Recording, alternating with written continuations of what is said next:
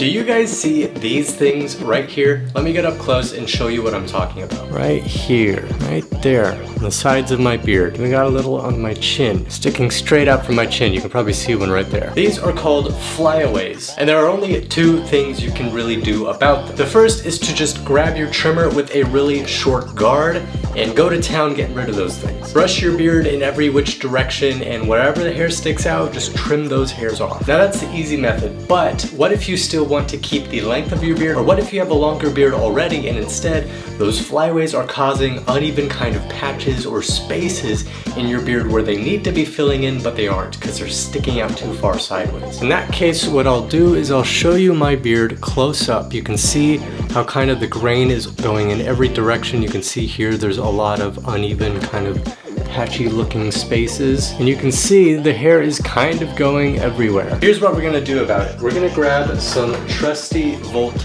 beard balm. Now beard balm is a mix of butters, waxes, and oils. You can see I kind of use a lot of this stuff here. The thing is, for example, beard oil is really great at hydrating your beard, getting your beard some softness, and getting rid of flakiness and itchiness. The problem with beard oil is it's not stiff enough. It doesn't provide a hold for your beard hair, so it doesn't tell your hair how to stay in any kind of direction. Beard balm mixes a lot of the oils that you'll find in beard oil with the controlling substances that you find in beard wax. Things like beeswax, lanolin, shea butter, that kind of stuff. So put this in my hand, rub it around a little bit until it's nice and melted. And now I'm just gonna apply it straight to my beard.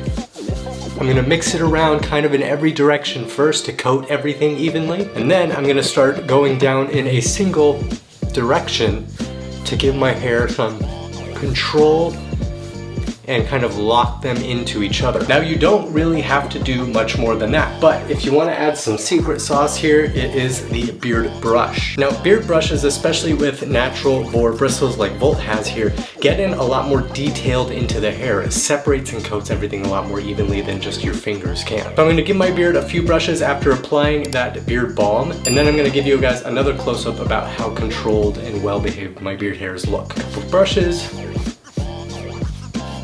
all in the right direction. This will also help exfoliate the skin underneath your beard, and you'll probably notice a little dirt, maybe even skin flakes or something on your shirt afterwards. That's how you know it's cleaning out your beard. All right, now after doing that, you can see just how much more well-behaved my beard hairs are. It feels a lot smoother, they're all going the right direction. And if you'll notice off the sides of my beard, you're not gonna see any more of those flyaways because they're all controlled and have been woven in and locked in with the rest of the beard. So for guys out there with shorter beards like me, this is going to do the trick. Beard balm also helps guys with medium length beards all the way to longer beards out there. However, if your beard is so long that using the right amount of beard balm that'll help you control everything is too much, then what you should be doing is instead using beard oil and mustache and beard wax, which is going to be a lot stronger. You don't need quite as much of it as a beard balm to get you the control that you probably want. But for 99% of the beards out there, beard balm is going to do the trick. And the best thing about it is that beard wax doesn't really hydrate your beard like beard oil does, but beard balm does both. It both hydrates and styles. So it is kind of just a one-stop shop go-to product that I always have with me. And of course, if after applying the beard balm you take a look at your beard and still notice you have some flyaways going on, then obviously those things are just too crazy to be taken care of the right way. So you'll have no choice but to trim them off.